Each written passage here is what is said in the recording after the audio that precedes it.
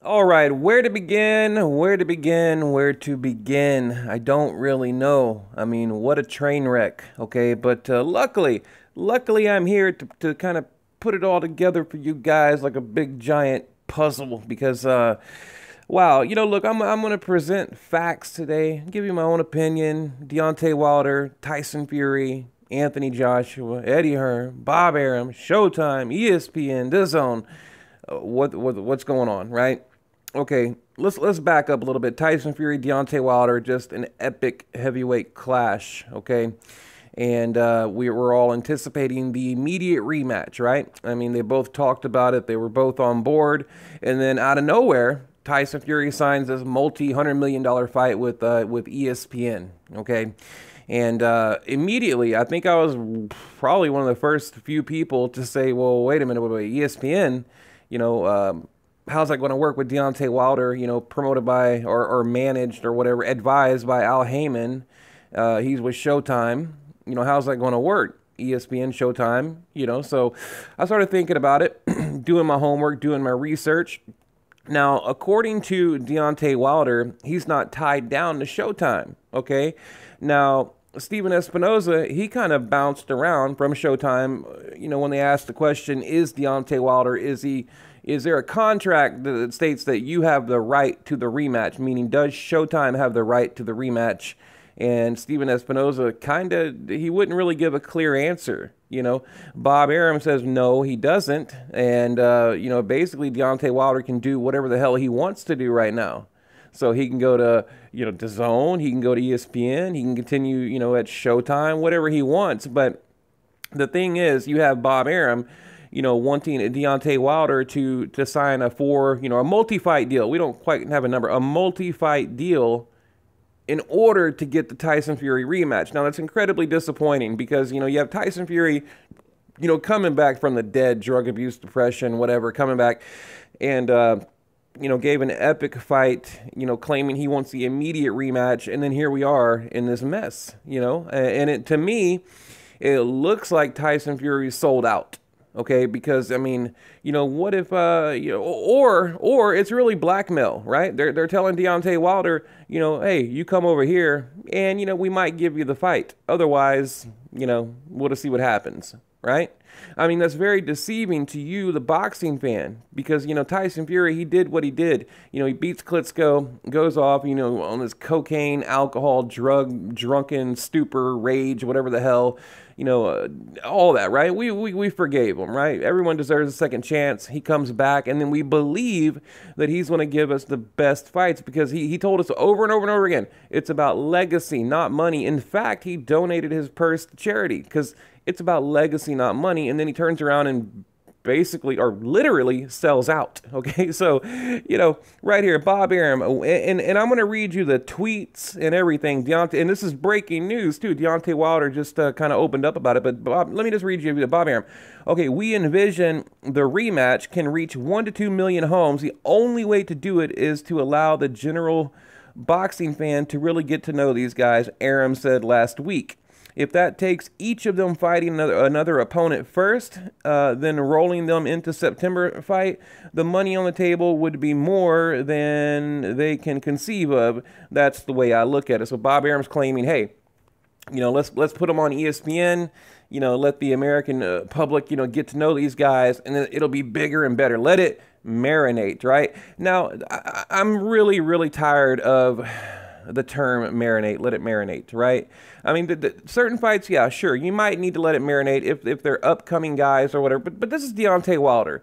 Been a champion since 2015. This is Tyson Fury. Okay, two of the biggest names in boxing. That's like saying we need to let Golovkin Canelo marinate, right? We need to let that marinate. It makes no sense to me. You don't need any marination, right? You need to make the damn rematch because the boxing fans, the boxing public, they deserve it. Like I said, we invested trust, time, money, and attention into the original fight, being told that we will get the immediate rematch. And now, No, we're being told that, we might get it, we might not. They're going to fight a couple of guys or one guy, and it might be this, it might be that. I don't know. I mean, look, boxing politics is absolutely killing boxing. And it's nothing new. You hear it all the time. But look, let's read a couple of these tweets here real quick. First of all, let me just start with this one. Okay, it's not a tweet, but okay, right here. And just like that, Tyson Fury turned into Anthony Joshua. Deontay Wilder got the bridge shook. Okay, Tyson Fury walked away from a 50-50 split to fight Deontay Wilder. Showtime pay-per-view May 18th, Barclays Center. Fury had that 50-50 contract in his hand, okay, in his hands for more than a week, but never returned it. Aram's offer to Wilder is for 5 fights, the first fight requiring him to fight someone other than Tyson Fury, and it's got to be on the ESPN app plus. Okay, a Wilder Fury rematch is part of the 5-fight offer, yet the deal could require Wilder to take multiple fights before he faces Tyson Fury. What? I mean, how is that? I mean, how do I even respond to that? Like, whatever. Okay, right here.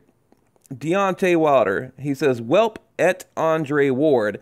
I guess this is what not wanting smoke looks like. Your guy personally asked for a tune-up before re-entering the ring with the hashtag King Stylewise. Mentally and physically, I want all the smoke. Never judge my heart. You'll be surprised what it is capable of doing." Okay.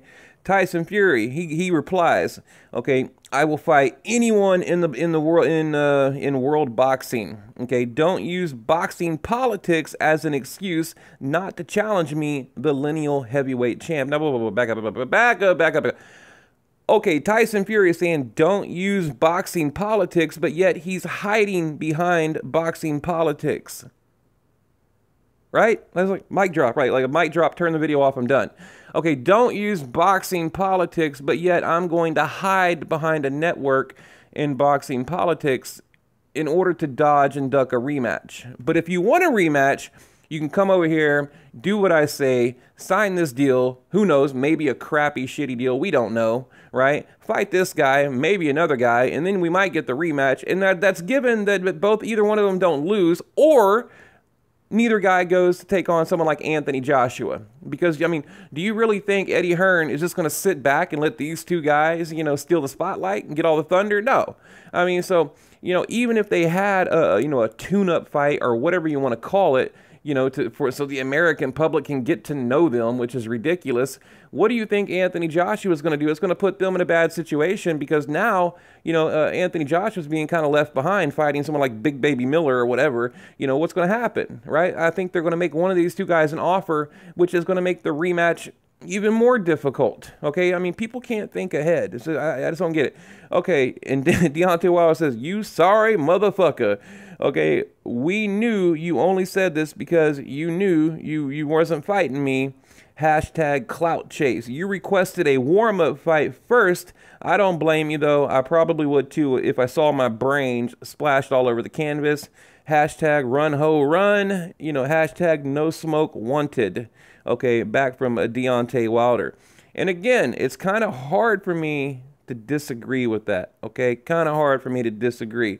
Now, right here, let's get to Anthony Joshua real quick. Okay, when bullshitters forget what bullshit they've told you, I'm not going to America to fight Wilder. I'm the A side. The B side needs to come to the A side. I'm not interested in Fury. He has no belts, just a made-up title. My next fight is against a seaside fighter, and I'm going to him, to America, and he has no belts, okay? I mean, what's going on here, right? Right here, breaking news, WBC Council, okay, they tweeted out, at Tyson Fury is officially not happening next. The WBC Boxing has received communications as our process, and while Wilder confirmed its willingness to fight the rematch, Fury will take on another fight with expectations to do the rematch at a later date. Okay, at a later date. And I don't know. I mean, I have certain people in the group, in one of my boxing groups, Counterpunch Boxing on Facebook, talking about how, well, what's wrong with that? So what? They get a tune-up fight, then we get the rematch. It's like, haven't you learned anything from boxing history? I mean, haven't you learned? And aren't you tired of not getting the fight that you should get? They're asking us to pay for an app or a pay-per-view or whatever it may be. We fund boxing. This is what you need to remember. Okay, it's like politics, right? You're the boss. The boxing fans, you are the boss. You pay for these guys, right? So I just don't understand why you would want to continue paying for another month on ESPN Plus or whatever platform just so you might possibly get the fight that you were promised, right? It doesn't make any sense. I mean, it's just like, if you want to throw your money away, go ahead. I mean, I'm personally tired of it, and it just doesn't make any sense. Like I said, some fights, yes, let it marinate. Let it marinate for 2 or 3 years, whatever. But in this situation, though, there is simply no need to let it marinate. We don't need to introduce Deontay Wilder or Tyson Fury to the American public. Boxing is a global sport. Okay, we know exactly who these guys are, and any person that would be interested in a rematch is well aware of the original fight. Okay, sure, you're going to get some crossover fans, you're going to get some casuals in there, sure, but 90% of the people that are going to purchase and invest in this particular rematch, they're already aware of who these guys are. So I just don't understand that comment from Bob Arum. It really doesn't make any sense to me. So let's see here. I'm looking at my phone here. I had an article earlier. I wanted to read you a few quotes. ESPN top veteran. Okay, we want to speak to Wilder together with his manager and his advisor. Okay, he's talking about Al Heyman, right? Manager, we want to do this fight. We want to do this fight where it belongs, on a big platform, which is ESPN pay-per-view. Big shocker, right? Wilder himself said in a media interview, there is no contractual agreement that would prevent it. None. He is not signed in any manner, shape, or any form to a network. Okay, he's talking about Deontay Wilder talking about Showtime. We have been informed that it is not the case, that Showtime has an option on the rematch. Okay, so we're getting conflicting information. Deontay Wilder says, no, I'm not tied to Showtime. Showtime says, no, wait a minute. Legally, we have the right to the rematch. Ultimately, that may not be the case, but I really believe, from what I've learned, that Wilder is telling the truth, and he's not bound to any network or any fight. Now, it goes on to say, we're going to reach out and says contact us, please. These guys need to learn. Man, these guys that write articles like for major platforms like ESPN, they need to learn how to freaking write. Okay, and bring whomever you want to the meeting. Your manager Finkel, your advisor. It says advertiser. Your advisor Heyman, your trainer.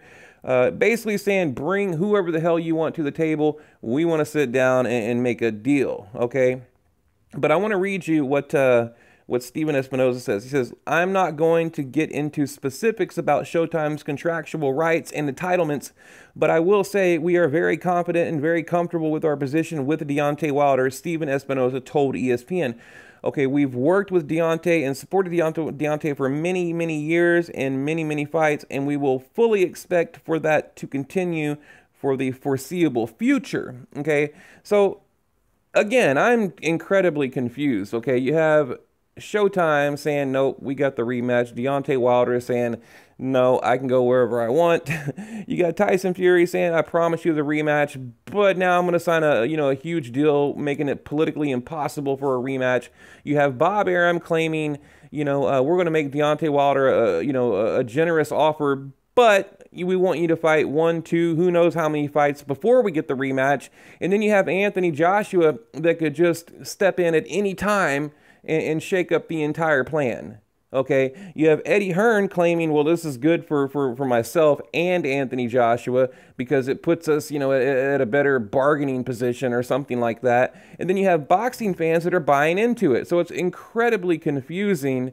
But I mean, to simplify things, the rematch should be next, plain and simple, and that is that.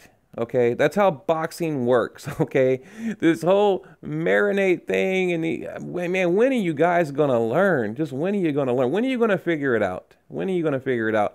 You know, at first I was upset about Anthony Joshua coming to America because I thought it was very hypocritical of him, you know, to claim that he wanted to keep the fights in the UK, stuff like that. But now I kind of get it. I kind of understand it. In fact, I'll talk about it in another video. So I kind of take back the criticism I had towards Anthony Joshua after listening to Eddie Hearn talk about, you know, he's young, and he is, Anthony Joshua. They're looking at a 10-year window, a 10-year game plan. I get it. But and that, see, that makes sense to me. But what doesn't make sense to me is for these two guys to duck and dodge each other on your dime, okay? At your dime. Because if you don't support the fight, then the rematch happens. Plain and simple. So, you know, it's really up to you guys. So I don't know. What do you think? Leave it below.